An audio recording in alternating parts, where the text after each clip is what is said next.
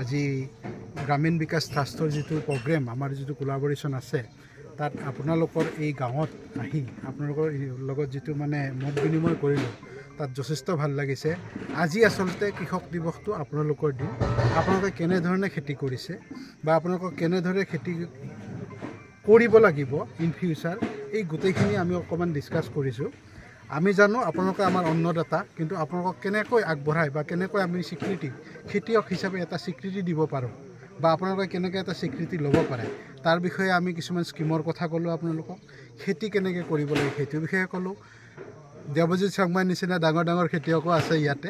আপোনালোকৰ মাজতেই তেখেতসকলে খেতি কৰি কিমান লাভৱান্বিত হৈছে, কিমান আগত গৈছে, সেই বস্তুটো আপোনালোকক অৱগত কৰাইছোঁ।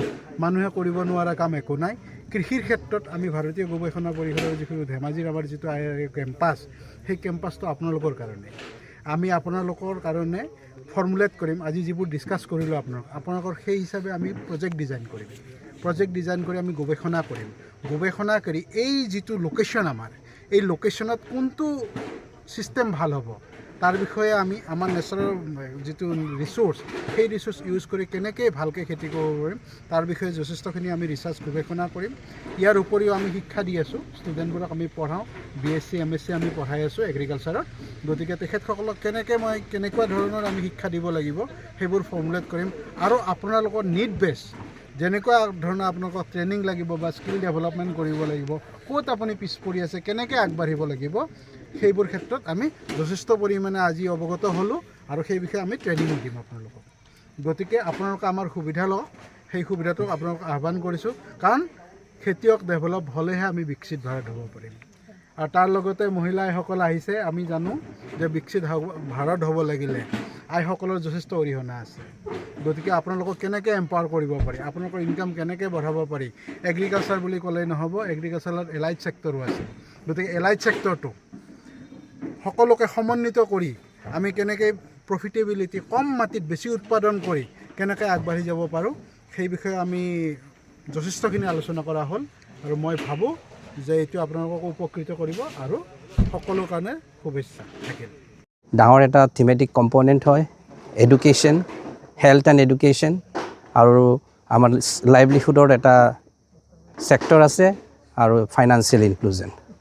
আজি আমি 9খন গাঁৱৰ ফাৰ্মাৰ্ছক আজি নেশ্যনেল ফাৰ্মাৰ্ছ ডে চেলিব্ৰেশ্যনৰ কাৰণে আজি ইয়াত আমি অৰ্গেনাইজ কৰিছিলোঁ ইন কলাবৰেশ্যন উইথ RM Agrotech আৰু IRI। আৰু আমি ইয়াত আমাৰ ধেমাজি ডিষ্ট্ৰিক্টত প্ৰগ্ৰেছিভ ফাৰ্মাৰ্ছবোৰকো আমাৰ ফাৰ্মাৰ্ছবোৰৰ লগত ইণ্টাৰেকশ্যন কৰিব দিছোঁ, তাকি আমি বেছি টেকনিকেল নোযোৱাকৈ ফাৰ্মাৰক কেনেকৈ শিকাব পাৰে।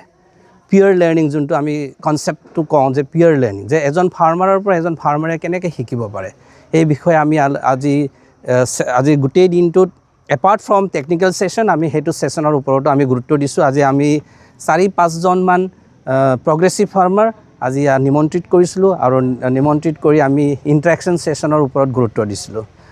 আৰু মোৰ ক'বলগীয়া বেছি নাই। আৰু thanks to every farmers, happy national farmers day, this is for আছ।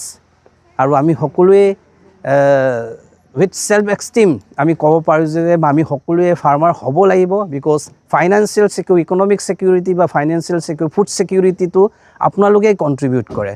আপোনালোকৰ কণ্ট্ৰিবিউশ্যনটো we do respect as an organization apart from IRI আৰু আমি RM Agrotech and HDFC Bank and Grameen Vikas Trust. We wish once again happy Farmers Day to all of you. Thank you.